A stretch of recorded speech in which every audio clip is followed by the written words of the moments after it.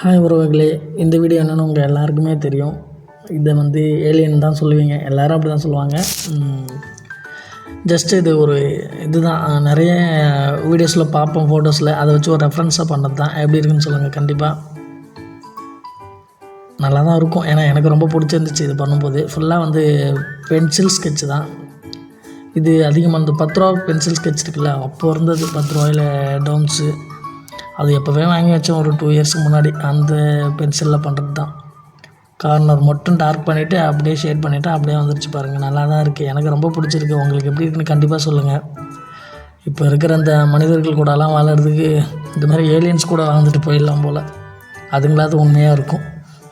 நல்லாயிருக்கு, கண்டிப்பாக எனக்கு ரொம்ப பிடிச்சிருக்கு. பாருங்கள், உங்களுக்கும் பிடிக்கும்னு நினைக்கிறேன்.